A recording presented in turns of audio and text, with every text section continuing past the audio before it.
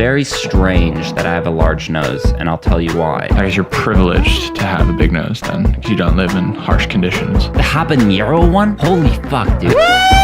You know, maybe I've been treating this bike as some sort of parkour bike when really it's just a... I once came face to face with a wild rhinoceros. That was pretty crazy. I got stung by a bee once. Say hello to my little friend. That hurt my ears. Oh, sorry. Sorry. Yeah, so Got your I'm headphones on. going to wear the headphones just to make sure that this temporary mic... All right. It's like a theme going through mics slowly. Yep. We should still test that one. I also wonder if we could just solder. Solder. Just solder. Solder that wire, new wire on there. Could be a good title to the episode. Just solder. Just solder. Hey, let's talk about that first. It's a new year. Welcome back, everyone. Mm-hmm. 2019. 2019, the big ol'... Podcast season 2 for no other reason than it's a new year. Yeah. What are we going to do about titles? We were talking about season 1. We constantly would do something and something else. Well, we were a little confused. And by we, I mean I was a little confused because I thought it was like always a singular and a plural. Yeah. So it'd be like... Never heard that part before. You know, it'd be like pen and changes. Worst example. Worst example. Pen Just and do one, pigs, right? Plural. And then I was like, no, we've been doing that the whole time. And I went back, and even I hadn't been doing it the whole time. So I think the only thing holding everything together was it was two things with an ampersand in the middle. Yeah. So I think we should do something completely different now. Me too. I think we should just have standalone episode names. It could be anything. All right. Like, just solder. Or like Seinfeld used to do. I'm just going to turn this down a little bit. Is mine too loud? I don't know. I don't think so. Mine Hello, sounds hello. like it's peaking a little bit more. Oh, okay. Seinfeld used to do all their episodes with like the something. Ooh. You know, That could be cool. the soldering machine. Let's try that. I like the challenge of something more than just anything goes. Yeah. The, and then episode name. Yeah, that's good. Well, Or is Cool. it the one where... Fuck, I don't know what the Seinfeld episodes anymore. The one the where... bet. No, it's just the... For a second I thought maybe it was the one where this happens. That's Friends. Is that Friends? Yeah. Gotcha. The one where Joey puts a turkey on his head. I remember that one. Stuff like that. Yeah. That's cool. We could be like the one where No, I like Taylor the... forgets what to say. Or... I like the something. Okay, fine. The something. Keep it simple. What about the art? The title art. What about the art? No. In general? You know what I... Postmodern? No, the album... what do you call it? The thumbnail. Thumbnail. The The album cover. I say we take another new picture of us. So our faces. Yeah. Surprisingly, I think should I make look it into exactly one the same. I've managed to grow out all my hair again. How do I look different? Yeah, I guess you look the same. They'll really start changing in like 30 years. We'll be, That's good. you're like, oh my God, they're starting to look bad. And I think maybe there was like a light bluish gray background. I'm thinking, Maybe make it yellow. yeah, I like that for season 2. Should we, instead of having our heads on the sides, put some weird morphed head in the middle? That could be good. We could do morphed head. I also thought for a second we could just show different parts of our body next to each other. So we just like do our Shoulders now? shoulders Or neck? and then it, just get lower and lower. And then it'd just be 2 censored bars. And then we go lower and lower. And then I guess we'd start traveling up again at some point. That's cool. Nobody was saying that was a good idea. I just thought about that. The final episode would just be our feet. Yeah. And then that's it. What do we do then? Oh, we hope that Go your up the back. black toenails grown out by that time. 5 seasons from now. Let's talk about the climbing trip that we have been building up to for like the past 2 months. We're back. Finally went on.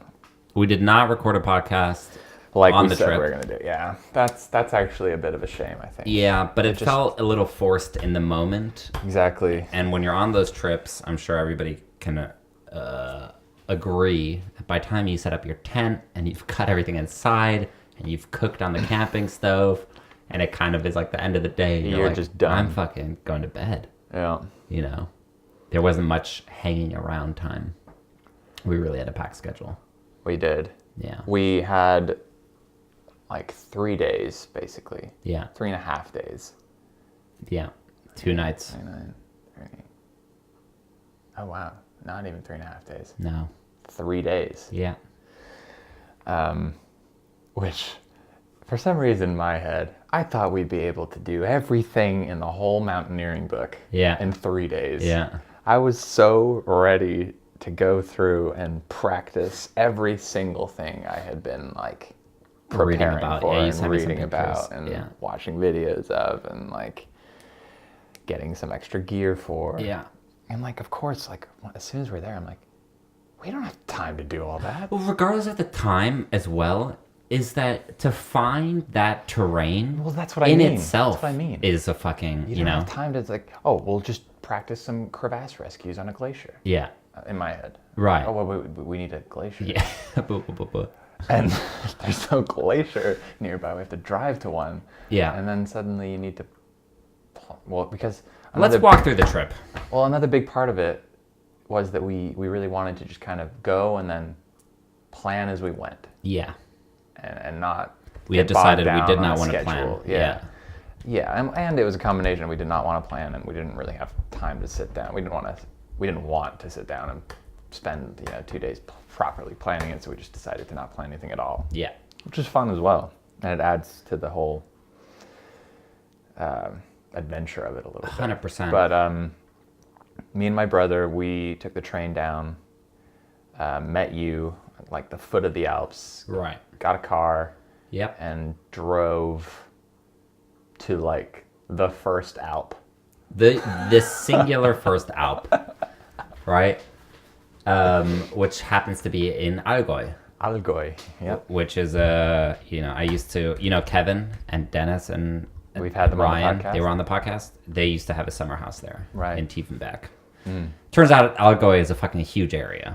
Yeah. I thought it was like a tiny German Same. town. I thought it'd be like pretty easy to navigate through, Yeah. and you'd be able to like, well, this is what there is to do. It's here. a massive swath of land. There's a lot of different areas. Yeah, and, I like, almost feel like it's a state, yeah, for but it's sure. not. So we get there, and We left early in the morning, so we were already Very there by early. like 9. We Yeah. were like, right, great, we have a full day ahead of us. Yeah. We started like Googling summits in the area Yeah. so that we could kind of just point at one and just try and climb that. that one. And we did so. I typed it into Google Maps. I think the mountain was called Nebelhorn. Nebelhorn. Yeah. Is that the first one we went to? Yeah. Okay. It's the same one. Okay. We just went around the other side I a see. second ago. I see. So we are driving, and then I'm like, this is kind of a rural road here. Yeah, and I'm the one navigating. 'Cause Yeah. I've got it on Google Maps. I'm like, yeah, just this way. Yeah. And just follow this little tiny Yeah, road for yeah. like 8 kilometers, Yeah.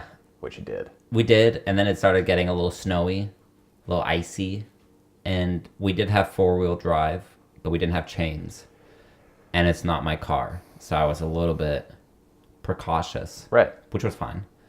We kept driving, and then at one point we hit a river, like a river crossing, right? And at this point, we're kind of all super stoked. I'm getting very excited We're because like, in there's the no one here. wilderness. There's nobody there. And It's it looks snowy. untouched. And then there's this river and kind of more snow and more. And I said, you know what, guys, it's not my car. I don't really want to drive past the over, even though a river is it was a stream, a trickle, right? stream. But I thought at the angle, maybe we scratched the front of the car. I didn't want to have to deal Yeah, with anything it's of that. fine. So we said, hey, let's just park the car here. We'll go on by foot. We'll see what's out there. And I'd seen some like reachable peaks that we could do in like the amount of time we had. Yeah. It looked great. It looked like a combination of different exciting terrain where we could get some basics in before like doing something a bit more difficult the Right. next day. We could practice with our avalanche Right. trackers, do some navigation. And in that area, even we were like, "Oh, there's a ton of snow. This is perfect right amazing. here. There's nobody here. We can even set up our tent here." When we get back down We'll after sleep the here. day. Yeah. I was just like, this is the perfect start. So we parked the car, start getting out of the car, start packing our packs, right? Which takes a long time because everything was Right. just in the car. Exactly. You guys had to ride by train. I had the camera equipment, everything We you're had trying to organize sort everything out. into backpacks. Exactly. Do it all. I mean, how long does that take? Like 45 minutes maybe? Yeah. And we have to change, right? Yeah. You got to prepare. You got to put on your snow. Everyone's like, do I need 1 or 2 pairs of long underwear? Just trying to suss it out. Yeah. We get the packs. We pack them up. We start the avalanche trackers. We're Yeah. literally about to. All right, let's go, guys. Here we go. We sync up the trackers. Yeah. I'm tying the rope to tie around me. Yeah. We're ready to go, and then a car pulls around the only car we've seen for the past hour and a There half. should be no cars up here. And And we all just I'm kind of know what's about to Yeah. happen. Okay, we're. But I honestly didn't know. The guy comes up, right? He's got a Labrador right next to him in his car. Yeah. He says, "What are you guys doing here?" Oh, We're. we were gonna go for a little, Walk? He said, "Do you guys have a permit?" Nope. No, we don't have a permit. Well, didn't you guys see the 3 signs leading up? I said, no, I really didn't. I'm sorry. And he said, this is a Naturschutzgebiet, which is a nature reserve. Which We means- should have known. In hindsight, the fact that there were no people there at that time of year between Christmas and New Year, Yeah. high season, Well, here's my thing, is that there were gates that we're open. were open. And I did read the first sign, and the first sign said, you're now driving at your own risk. Yeah. Which to me meant, oh, Go for it. it's just like if things get a little bit hairy, they don't want to be liable or whatever. Yeah. I said, that's fine. We're taking the risk here.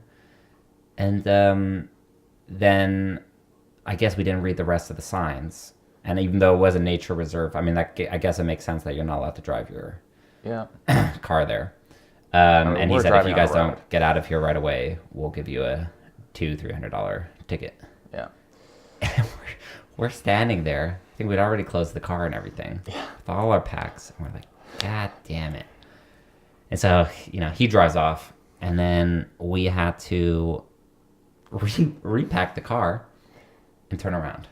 It basically set the theme for that first day. Yeah. Because, without getting into every little detail, we ended up having to drive to a new place. We ended up in, a total tourist area in a massive car park with a bunch Yeah. of people. Yeah. We've got our ice axes, Yeah. our avalanche kit, our back protection, Walking our To crampons, buy shops. our rope, and then there's just it's just a city of people Yeah. who are just casually strolling around, thinking about where to go for lunch. A coffee shop Yeah. here, coffee shop there.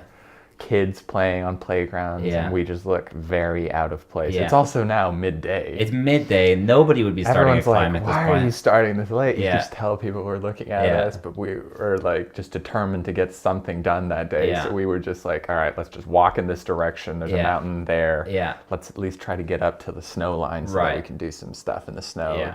Again, just practice. So at this point, I was personally like, okay, we missed the first half of the day. We're not going to get as much done, but at least we'll still get the basic stuff done because we can definitely get up to the snow Yeah. before it gets dark. Yeah. But we ended up walking the wrong way. One goddamn wrong turn. Just one.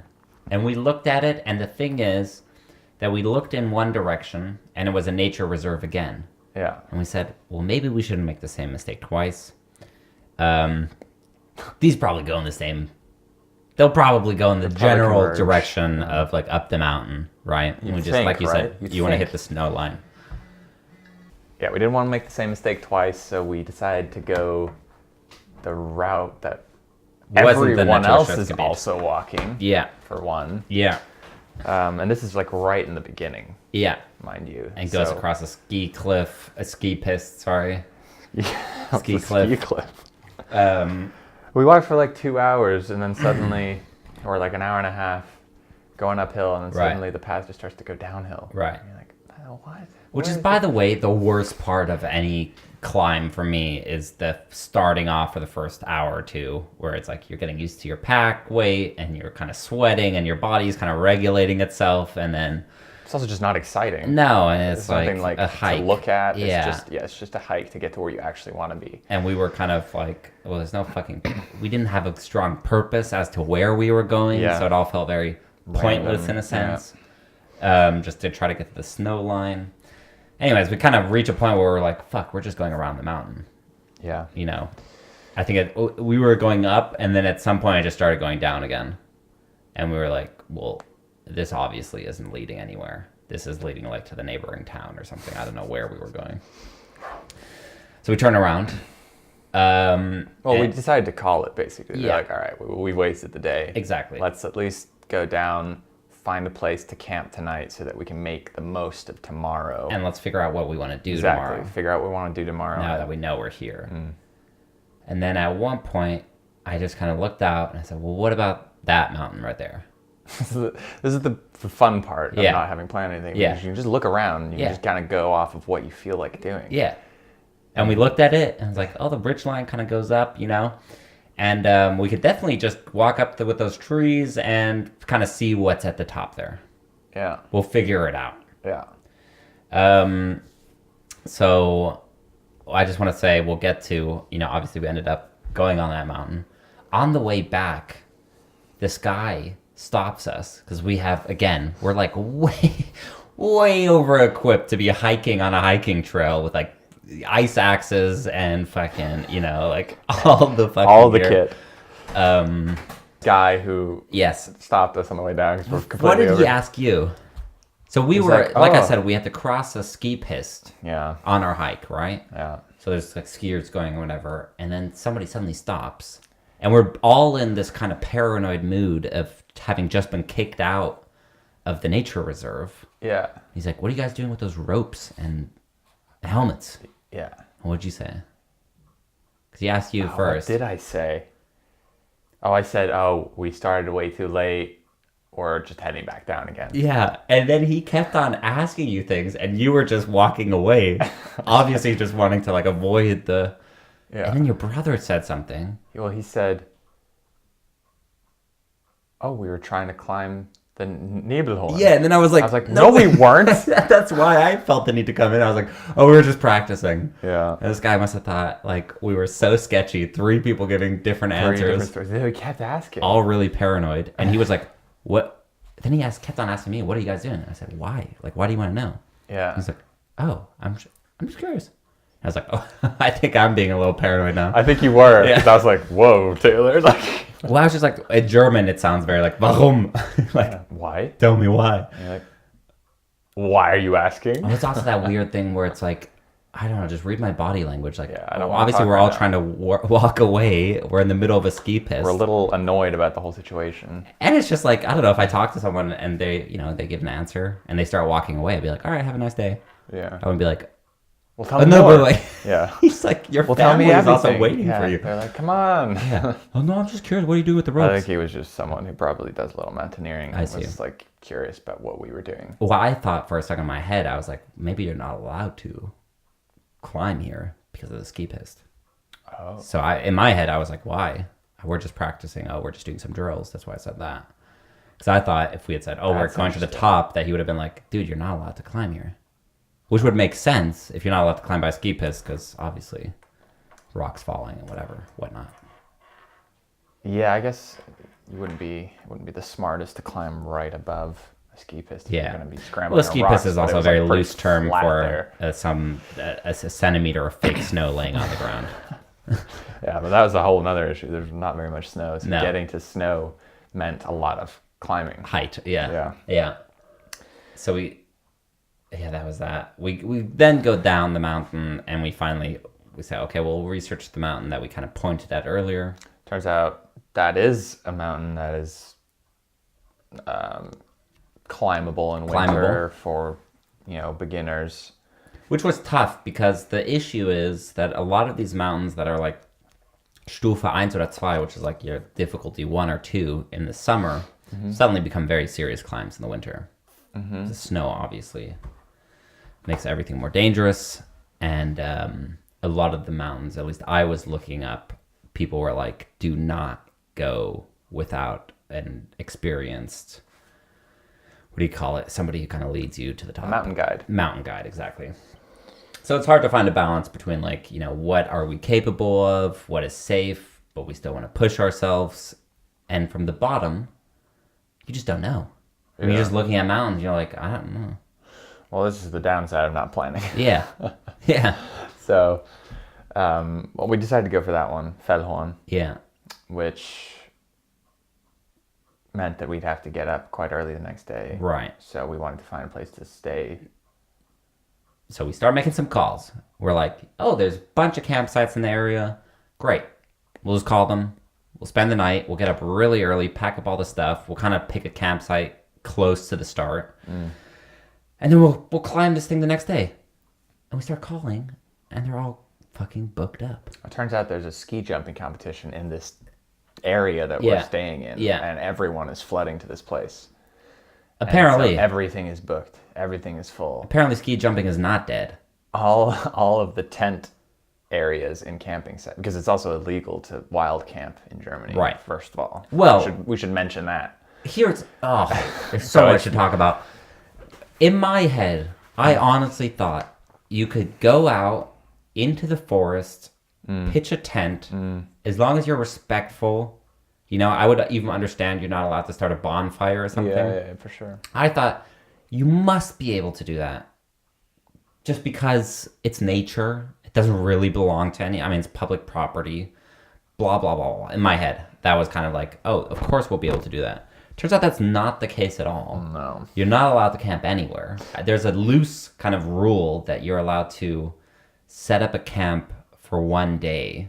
One night. One night. You're like, the idea being that if you're out climbing, you're out hiking or whatever, and you get stuck, as in you don't get down before it's dark. Right. And it's unsafe to continue. Right.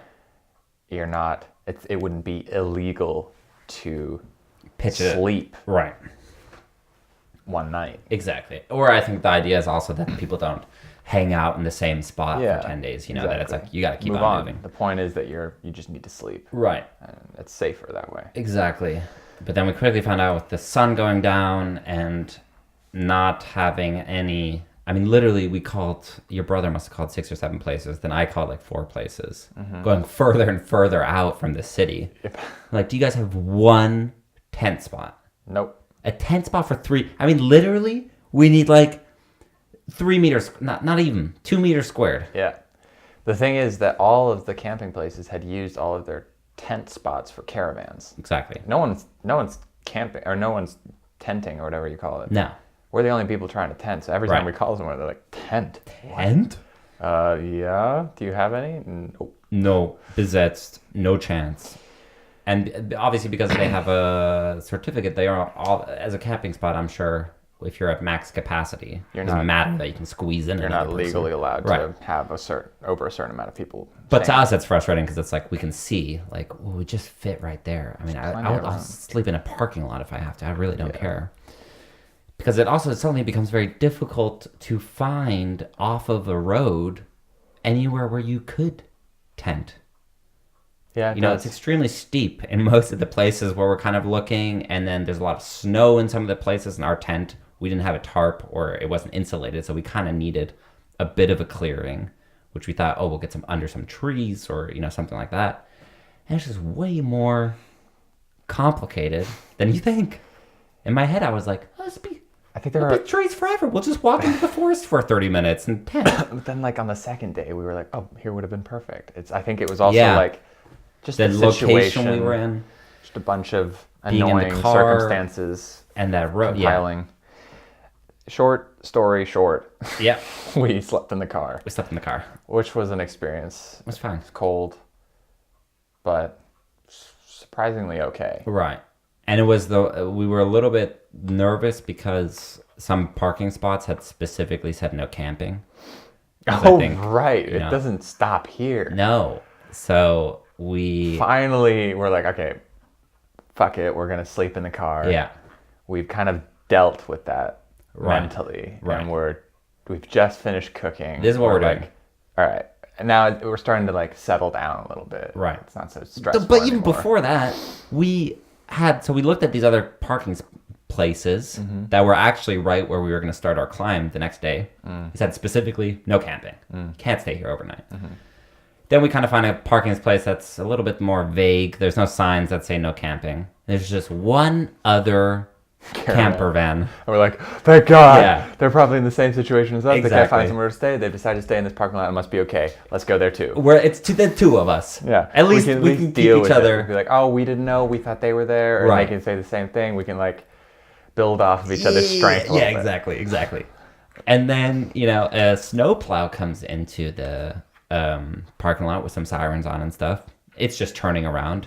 Gets a little bit close to the camper van. Yeah. To them, it must have been like lights right in there. Yeah.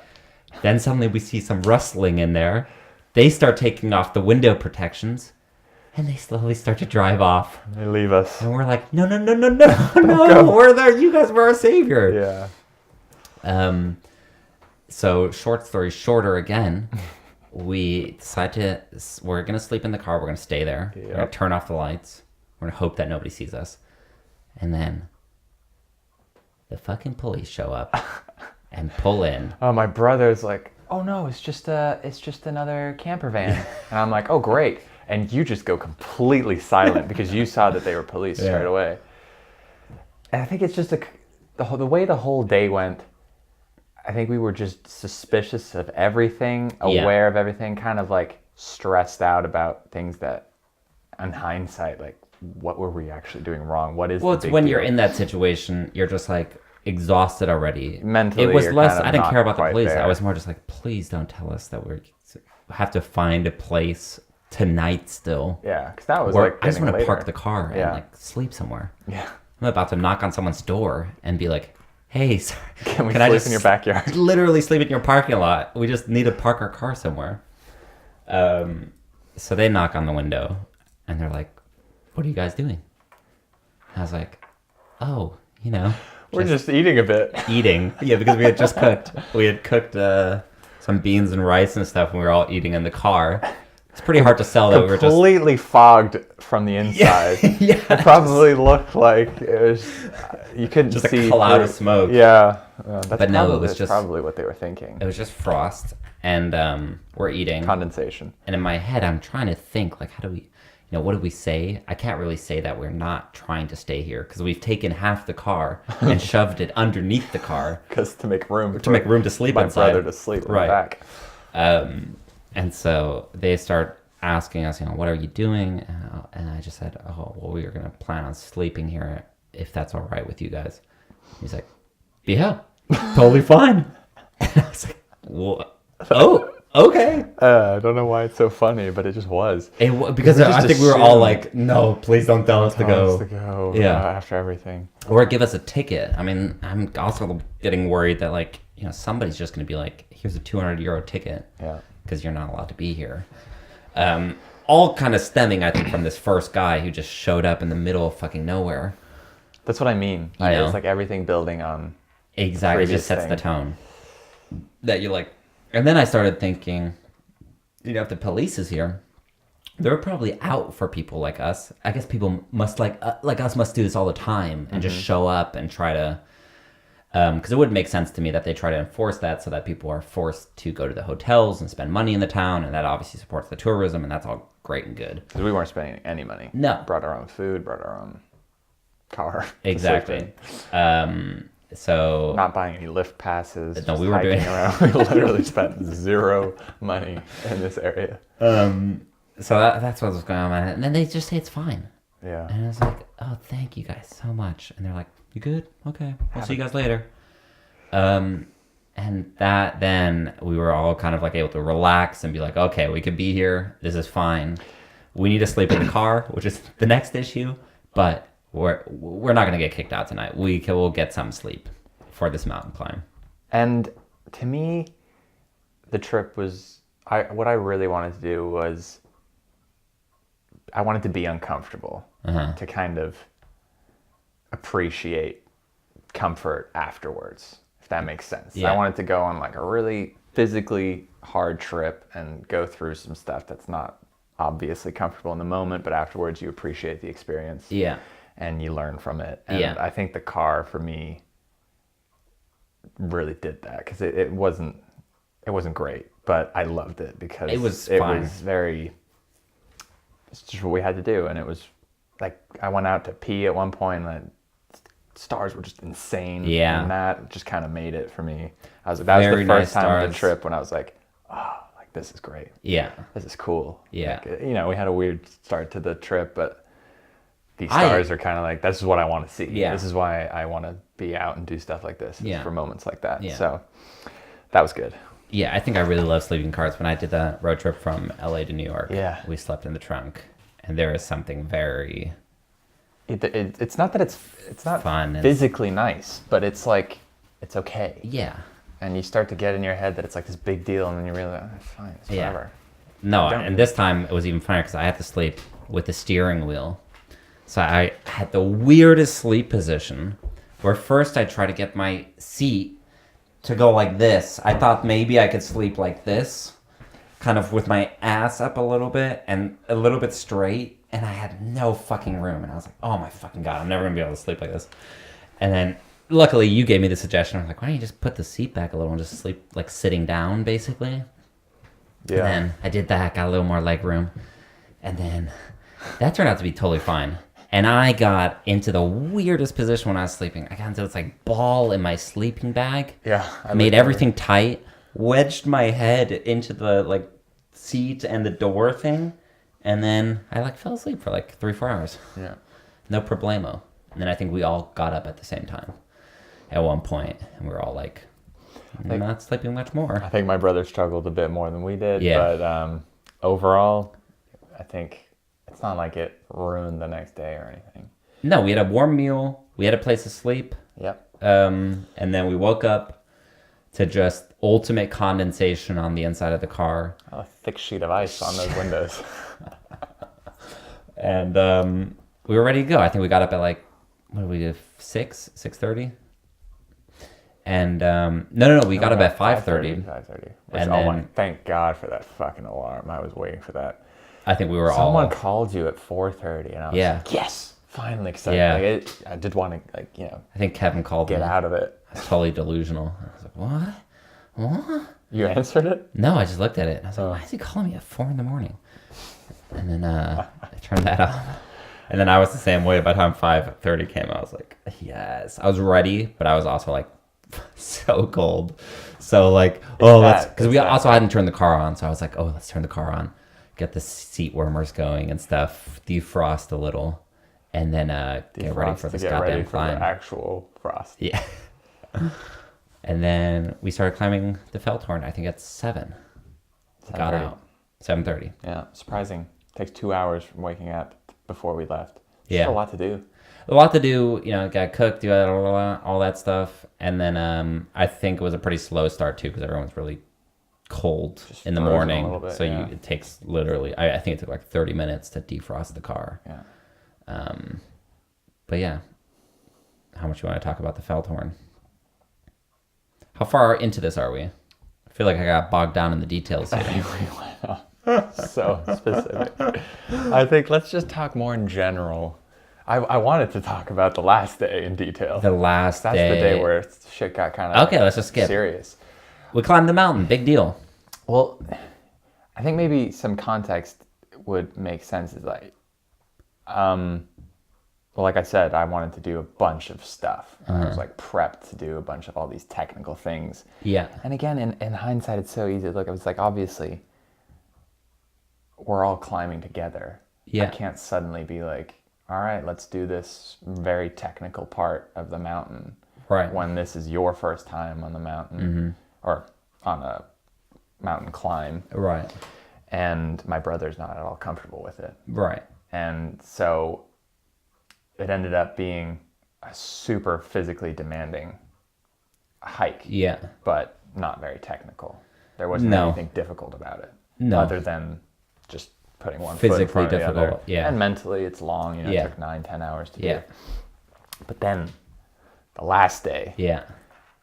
you had found that there was this cliff Yeah. nearby. So I will continue to say that not planning was fun because it really was just random. It was like, There's let's something climb that about it. mountain and then let's go to this wall. That's the first thing that popped up And you and just do it. see what it is. 100-meter wall somewhere in Agoi. It's kind of like this. It's freeing to think like that, even if it does have its negative sides, like things don't go like you wanted to. Or Right. maybe you don't get a maximum amount of things done in the short period of time. 'Cause it's not really what it's about. But it's it about the also- feeling of just going with whatever works. But it lets you also decide for yourself what is too dangerous, what is not dangerous, and because you can read online and kind of freak yourself out I think about that's what another other big people thing. have said about it, and it's more like, well, I think you can kind of judge it for yourself. I mean, obviously you should sure you look can. up, avalanches and Right, sort okay. of the snow Yeah. conditions and the weather conditions. All that's important, but reading reviews, I don't think is necessarily like the best thing to do.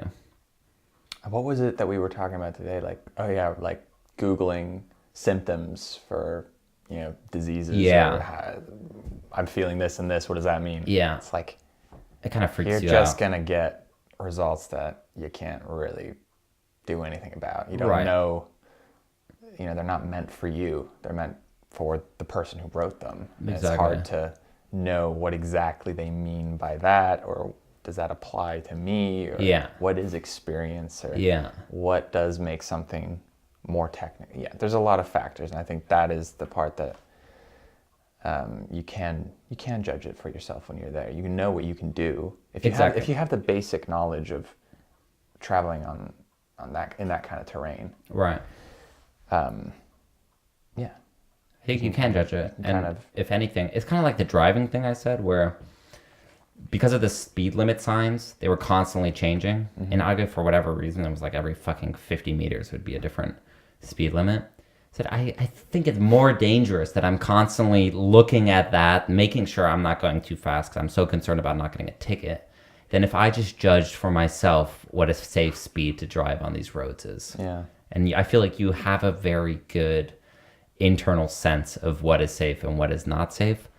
And you don't necessarily, obviously I get why the signs are there and everything, but there's a weird analogy to that with, anything that you do and you look up online, and you look up people's opinions, it kind of could turn you off of doing something that maybe just go by yourself and see how far you can go until you say, this is definitely too dangerous, I'm not going to do that, but that's fine. I mean, then at least you kind of Exactly. figure that out for yourself.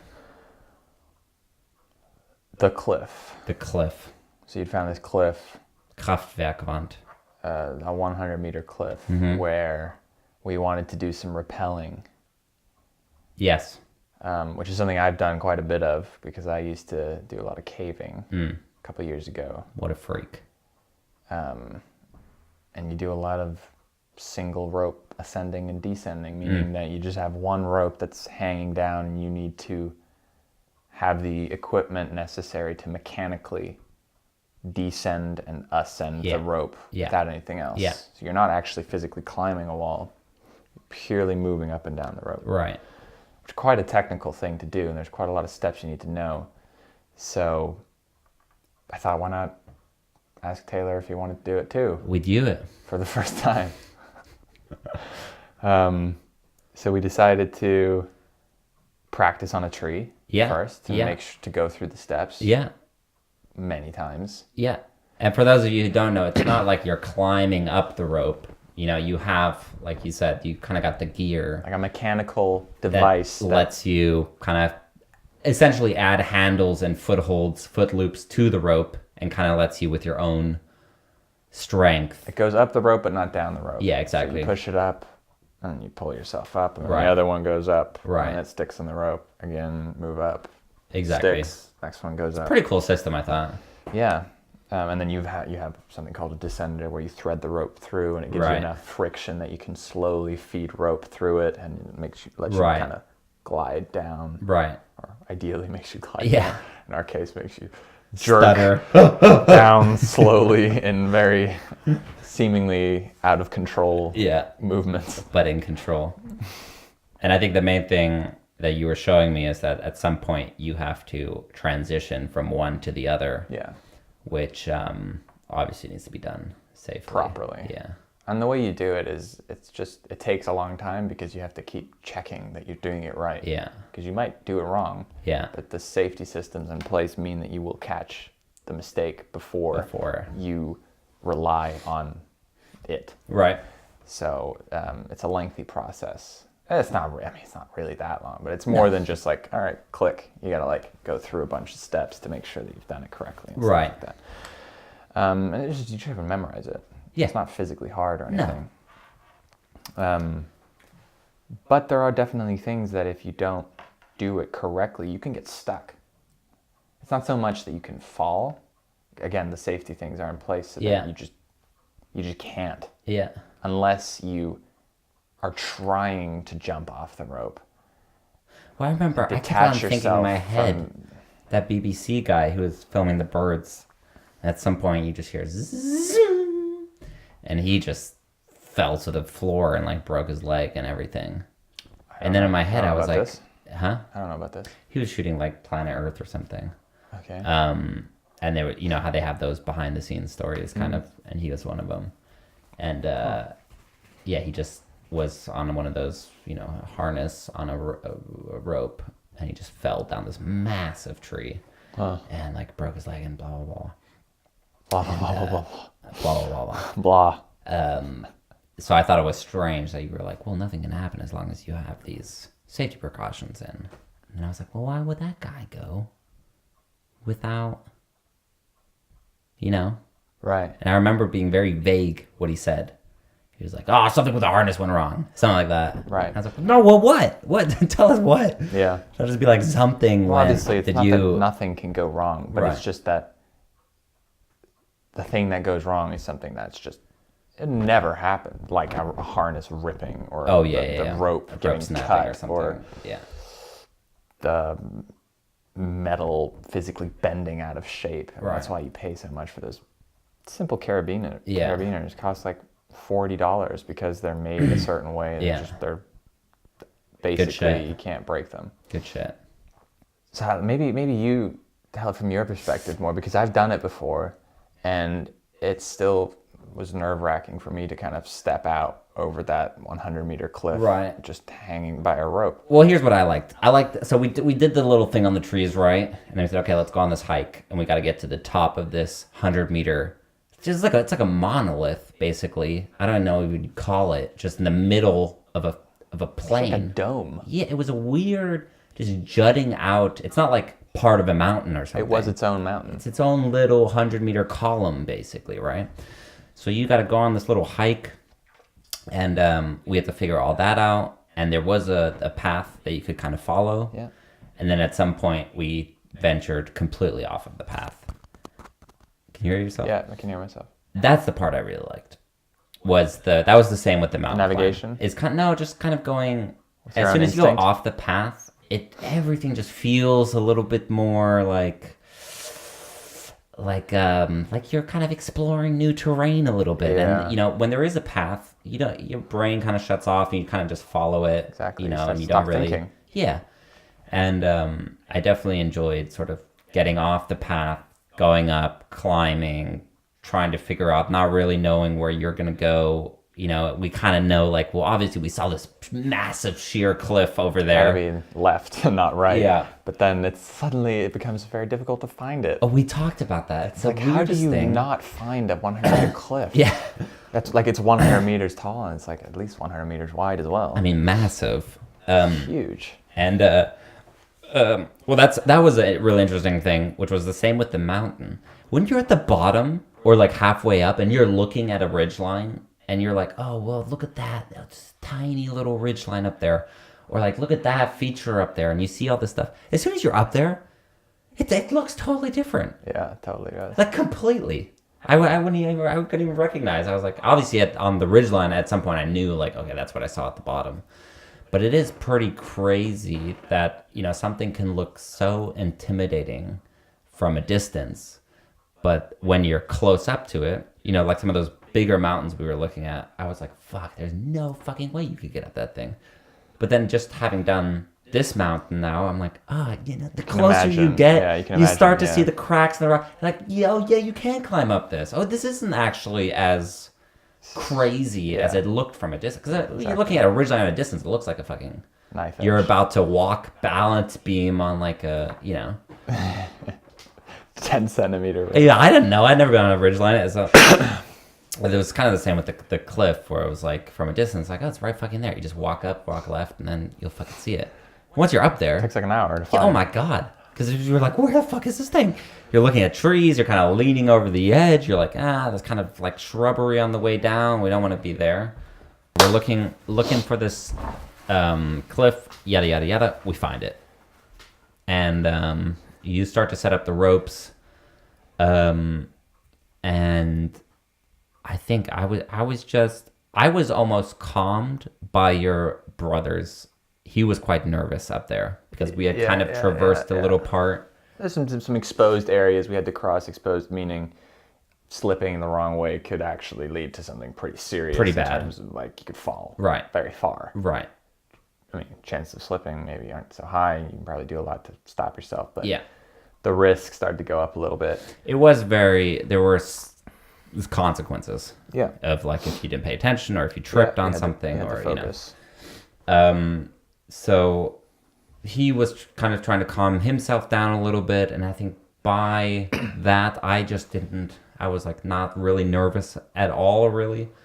And then you started setting up the first rope, and you're like, well, I'm just gonna go over and make sure that we can get down there. Then come back up, I'll tie you off, and we'll both head on over. And then you go over, and I don't know, you said you were a little bit nervous when you did that for the first one? Yeah. Well, it's also like you were saying that you had also at one point thought about the whole thing from my perspective, that I am teaching you how to not die. Yeah. And then trusting me not to fuck up. Yeah. And so I was very aware of not projecting any nervousness. Right. And genuinely not being nervous because of that. Right. But there's still a moment, like right before you're about to do it. You know what you're doing. It's the right knot. The rope is brand new. Right. The gear's good. You've tested it. You've done it like 3 or 4 times just before. When you kind of just lean back over the cliff and there's literally air underneath you. It does. And that's why it's fun, Yeah. It does give you a little kick. It does give you a little in the stomach. old butterflies. Yeah, but then it goes away. Yeah. Totally. It totally goes away. Like almost as quickly as it suddenly appears. Yeah. So what did it feel like for you to go over the cliff? I think I had the exact opposite, where I was like, I didn't want to really freak out because I didn't want you to have to be like, oh, come on, Taylor, let's go. And then it would have felt like it was your decision for me to go over the edge. So the whole time I was like, okay, you just got to do it. You just got to go. It is safe. I said it there, and I do believe it. Like, that to me felt safer than climbing the mountain. Because almost everything is in your control when you're rappelling, besides, of course, some sort of freak accident, right? Yeah. And so I kind of got that in my head. I know, you kept saying that. I was like... Because to me, what scares me get about the it, mountain but I is don't. when you're climbing up, is like avalanches, rock fall, sort of, things that are common. I mean, as we're climbing up, we see that there have been avalanches and stuff. Not necessarily where we were going up, but the same face of the wall and stuff. Same area. So it's not like unheard of. No. Now, a rope snapping or a tree derooting itself, or those are way less. Like, we don't see a bunch of snapped ropes up there that we're like, well, I guess that happens every once in a while. It's a very interesting way of thinking about it. To me, it's more of like if something went wrong on the mountain. Yeah. There's this, and this, and this, and this that we could do to mitigate that risk or to deal with it having happened. Right. As in, like, we've got shovels, we've got avalanche trackers, Right. we've got knowledge of how to go on the terrain, we've researched it beforehand, we're avoiding certain things, Right. we're wearing the right equipment, we're doing stuff to prevent it. Yeah. If something goes wrong on the rope, even if it's very unlikely, that's it. Yeah. There's nothing you can do about it. It's kind of in the same way that I guess, like, flying freaks people out more than driving, even though driving is way more scary. Right. Or more dangerous. More dangerous. Because if something goes wrong on a plane, it's like You're a fucked. lot more Yeah, that's... serious than if something kind of happens in a car. Yeah. Or at least it appears to be so on the surface. Yeah. But it is true. I mean, I think...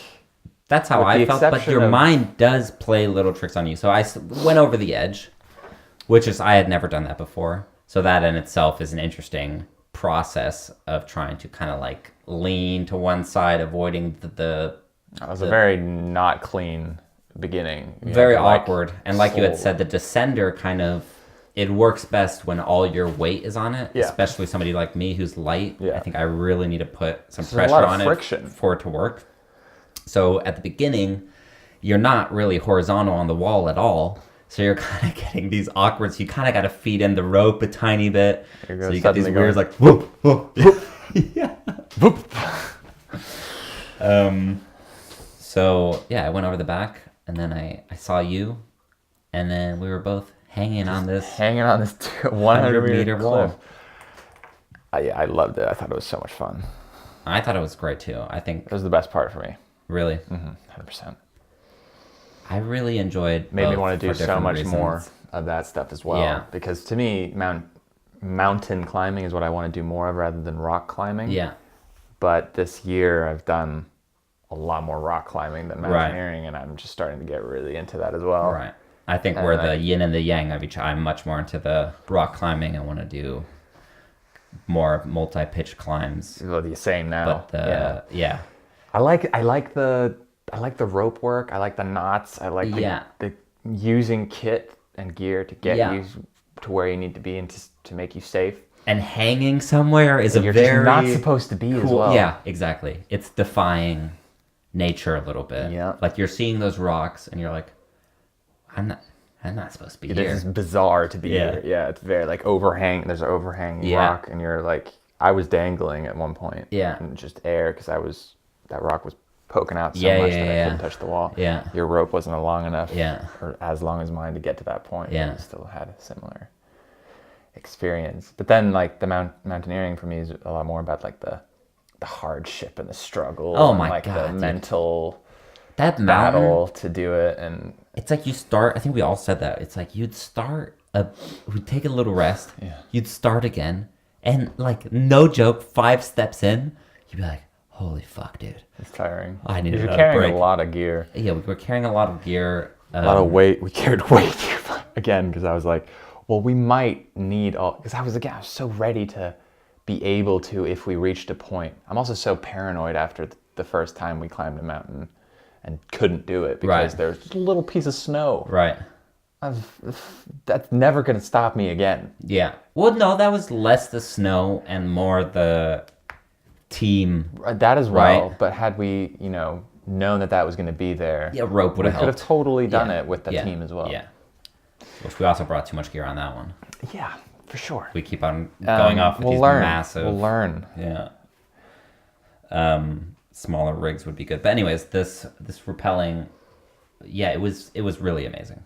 It was something I'd never done before. I think it was so fun to have learned how to do it and then do it on such a beautiful setting, beautiful kind of like just being on the wall was just so nice. The whole experience was nice. Pretty spectacular. And then it's also this mental exercise of, having never done it before, just certain things will happen that you don't know the explanation of right away. Mm-hmm. And your mind is always just like, oh, the rope's snapping. There it goes.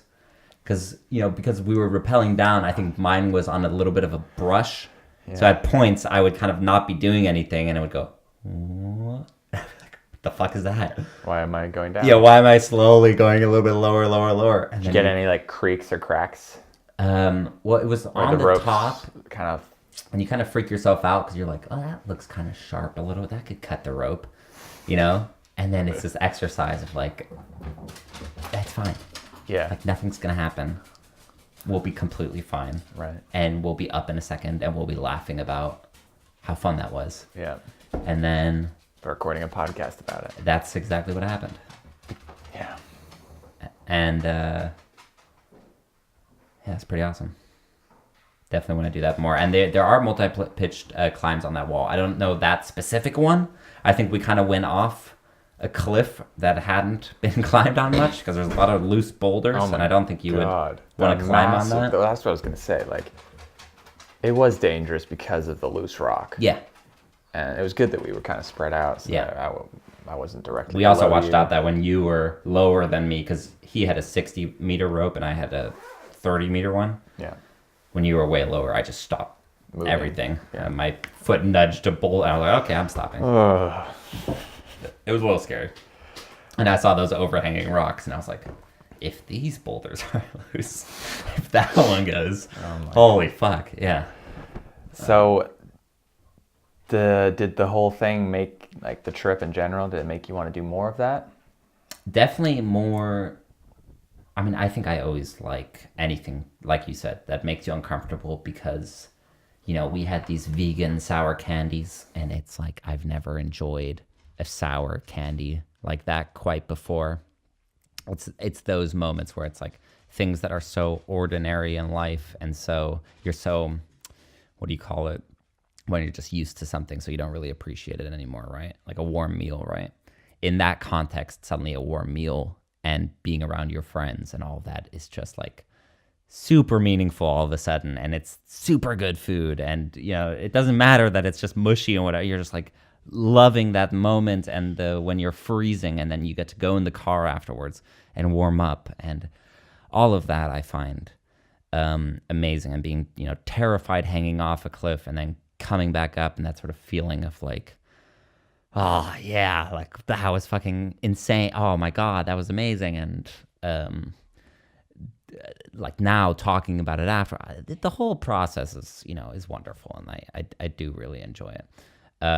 With the mountain climbing, like I've always said, it does freak me out a little bit. I think it gave me a lot of perspective to climb that one, because it showed me that you do have a lot more control that you think. I mean, you come up to, you can kind of read what you're about to do before you do it, obviously, and then you can kind of judge for yourself. And of course, there's things that are out of your control.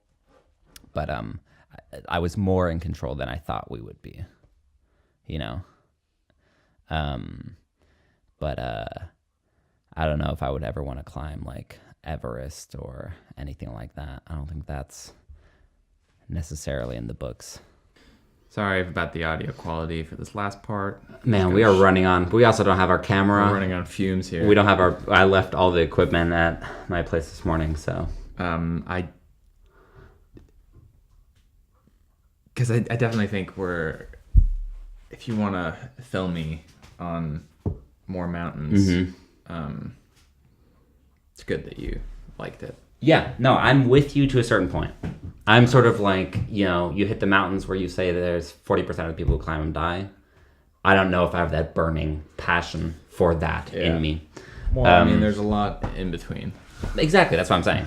But it's just, I know a lot of people who are like, I want to climb mountains. That's what I want to do. I want to climb, you know, the biggest, most dangerous, baddest mountains. Yeah. And I think I would like it up to a certain point, you know. But I definitely think this summer we should climb some summer mountains, and then next winter, because now I just feel more prepared as well. It was very sort of frightening for a minute where I was like, what the fuck are we doing? Mm-hmm. You know, as soon as the Nebelhorn came into question, I was like, that's a massive mountain to climb in the winter as a first climb, you know? Yeah. As like a first time doing things. And as much as I do trust you and believe that you had done the research, like I said, with the knot after rappelling, You got to know yourself. I really want to know And that shit myself. I respect that, and I think I learned that a lot too. I was going into it, I was like, I really hope that both you and my brother do trust that I know what I'm doing. Yeah. But then during it, I was like, you gotta know it yourself. Yeah. You gotta know the stuff that I know. And I think that makes it more comfortable for all of us. For sure. That if you want to climb a more dangerous mountain, you know, I want to know what conditions of snow look like. I want to know how to read an avalanche. I want to know how to Exactly. I want to get better with the avalanche tracker. There was little things like that where I'm like, if we get buried, that's Yeah. obviously that sucks, but okay, it's good that Mads is out looking for people. He's at least used the goddamn thing before. If you get buried, I mean, I've practiced once. Yeah. You know, Well, it's a lot of pressure all of a sudden. yeah, that makes sense. And I did think about that too. That's why we did go through the drills. Yeah. But yeah, you definitely need to know it too. You do, and also just the comfort of it, you know, where, I mean, I don't think I showed it too much, but the first time we went off the path, I was like, yep, this is what we're doing. Here we go. Mm-hmm. I've never walked in snow like that before. Sort of up, straight. There's no trail. Yeah. You're just kind of looking for rocks a little bit under the snow. Yeah. Trying to hook in certain places. Yeah. Climbing up, holding on the ground. I had to get used to it and everything. So again, I was very happy that, you know, again, I wouldn't say it was an easy mountain to climb, but like you said, it wasn't too technical. Yeah. Which was nice because it allowed me to kind of like ease my way into. It would have been pretty hardcore if you were like, all right, we're setting some nuts and we're gonna go up this step right here and hope nobody falls. You know. Yeah, and you're belaying me first. Like a lot of the stuff, I was like, yeah, it's fine that I know how to do it, and I feel comfortable doing it, and I've practiced it, and I've kind of been in a similar situation before, and adding this to it isn't too much of a stretch. But you're the one who's gonna be belaying me, right? And it's like, yeah, that made it a lot more clear in my head too. With that you need to also, like, if I want you to come with me on a harder mountain, you need to know the same stuff and feel the same sense of confidence on it. Exactly. And that's because if you're filming someone on a mountain, you better fucking believe you're climbing that mountain as well. When you watch those like documentaries, it's like, yeah, it's three mountain climbers and one of them happens to have a camera and is filming everybody. You know, if not, it's harder because you're fucking trying to hold the camera in one hand and securing yourself and trying to film it. And on top of thinking about what you're doing on the mountain, you're constantly thinking about what should I be shooting? When do I get the camera out? When do I, you know, we don't have a rig for mountains. It's a little bit of a thing to figure out how do you gotta plan it. You know, what do you film, and you also find out that certain things just look like shit. You're like, oh, this looks great, and you pull out the camera and you look at it and you're like, this looks like shit. This doesn't look like anything. You know, it's that weird thing where it's really hard to translate certain things.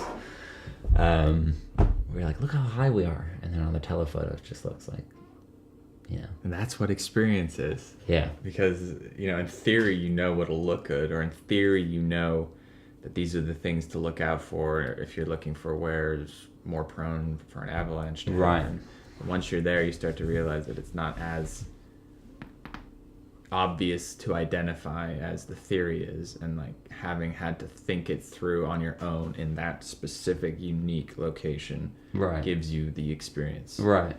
So it's obviously it's a combination of the two, but it's nice to be able to put the words to kind of the meshing of those two things. Yeah. Well, that was just one point. That about does it. What's the next one? We'll have to get back to it in the next episode. But I really wanted to get to this last part. Okay. We just finished our bets. Yeah. Was the best so far, I think, of the bets we've done. The best. The best bets. At least I felt like we both got the most out of it. In the best kind of way. It wasn't overwhelming. Oh, it was challenging. Tell many people. Yeah, it was rewarding. We learned a lot from it. I'm ready to do another one. Me too. I already have one in mind. Me not. I'm gonna say what I want to do because I need to say it so that I can do it tomorrow already. Okay. I'm gonna do the waking up early thing for another month. Oh God! What time? I'm gonna wake up at 5 a.m. 6 days a week for a month. Oh my God! There's so much. Every time I do it, I get so much out of it. It's so hard, and it's the one thing that really makes me question why I do it when I'm doing it. But then afterwards, I'm like, it's so great. So you want to do 5 a.m. 6 days a week. 6 days a week. As in, I can sleep however long I want to on Sundays, for example. Okay. And, okay. And do you have like I'll need to come up with something. I don't know what. Let me try to think about something that would be as difficult.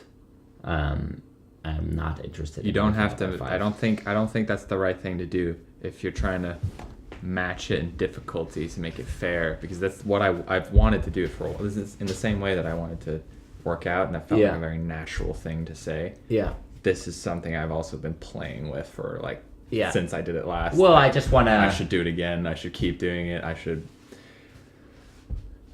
just don't have I feel like I hate saying, oh, I didn't have time to do that. Or Right. I wish I had more time to meditate, or I want to be reading more. Right. I want to implement yoga into my schedule. I don't have time this week. Yeah. It gets rid of all that. Like, I have time to do all those things when I get up. There's a very strong motivation for me to do it. Right. It's not about, I'm not doing it because I want to really challenge myself. Well, that's not true. I'll take that back. But it's equally because of what it'll give me. That's good. Starting tomorrow. Starting tomorrow. Yeah. Well, what's the consequence if you're going to start tomorrow?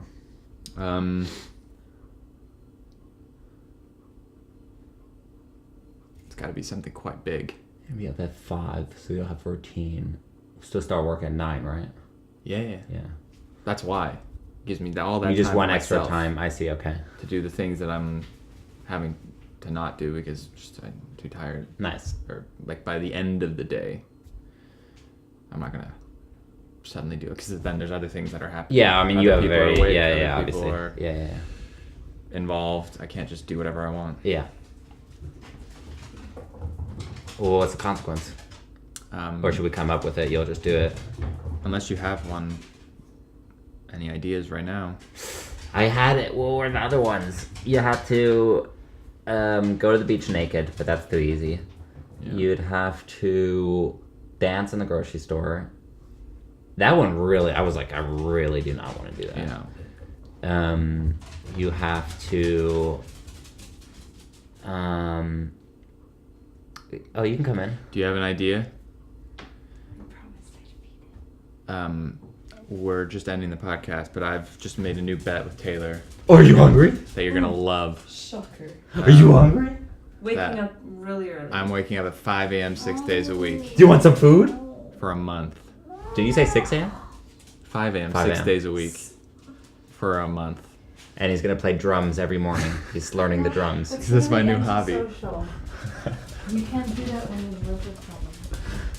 You don't. You I know, you know hungry? just as well as me that you fall right back asleep. And No, but you're and still a week disrupting my sleep. and a week in, you don't even hear me get up. You've said that yourself every time. Okay. Do you have any ideas for a consequence that if I don't do it, I have to do? You have Maybe to. in the right mindset, not really being super happy with me right now to come up with something bad. And my thing is, I'm gonna call you every morning at 6 a.m. Just say hi.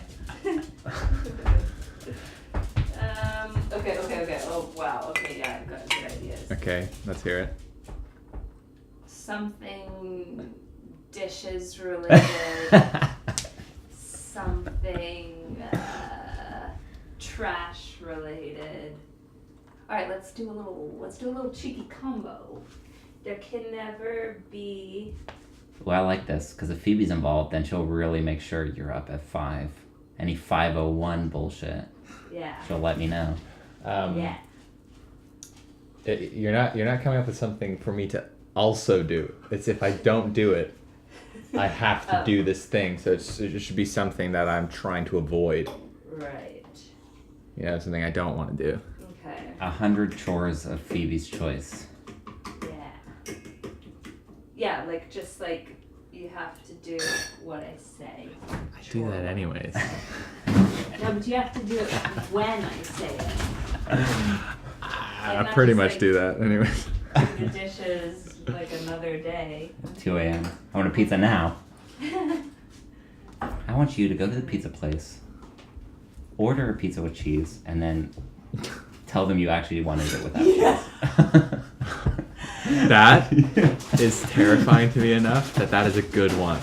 If I don't do it, I have to go to what the fuck is that pizza place called? Piccolo Italia. Piccolo Italia.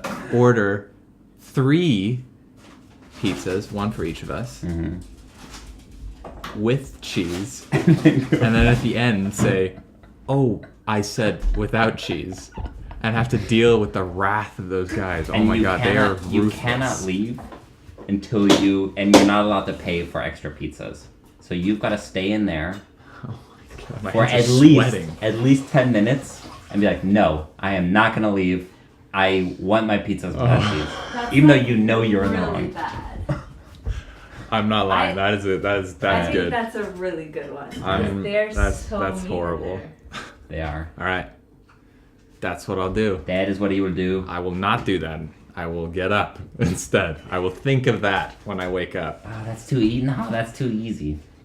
It's too easy because I know if you did miss it once, it would be like, okay. Honestly, No, he wouldn't. We have fights about who goes to the pizza place. I know. I'm aware about piccolos.